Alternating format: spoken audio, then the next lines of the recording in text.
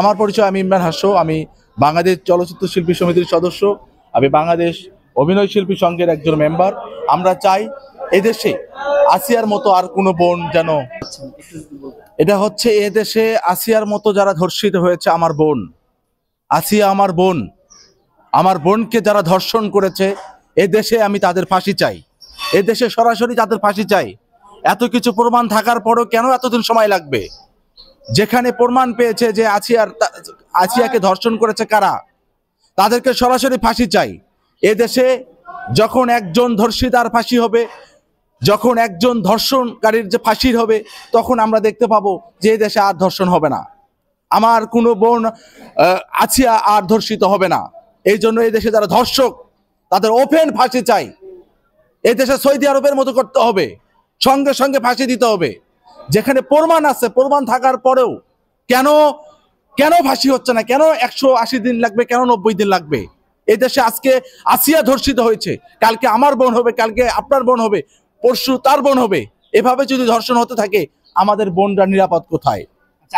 আমার বিশ্বাস এই দেশে আইন অবশ্যই কার্যকর হবে, যেহেতু এর আগে পূর্বে কখনো কার্যকর হয় নাই। কেন হয়নি, কেন আইন হচ্ছে না, সেটা তাদের ব্যর্থতা।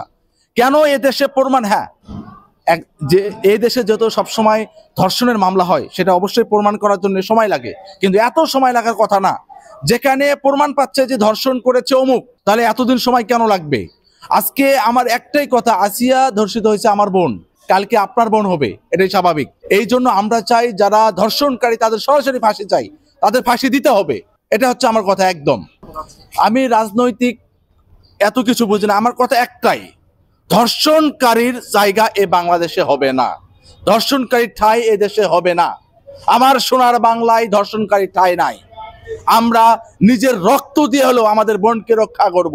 আপনাদের কাছে একটাই অনুরোধ, আপনাদের সামনে যদি কোনো বোন ধর্ষিত হয়, সঙ্গে সঙ্গে ধর্ষককে পিটে মারবেন। আমি ইমরান হাসন বলছি, কারণ এই দেশে আইনের যদি অপেক্ষা করি, তাহলে আমার বোনের বিচার হবে না। আসিয়ার আমরা সবকিছু প্রমাণ পেয়েছি, তাহলে কেন এখনো বিচার হচ্ছে না? আমার কথা এটাই। আমাদের চোখের সামনে না কান্না করে আমরা চাই আমাদের বোনরা এদেশে নিরাপদে থাকুক, আমাদের বোনরা আমাদের মতো হাসি খুশি থাকুক, আমরা এটাই চাই। Thank you.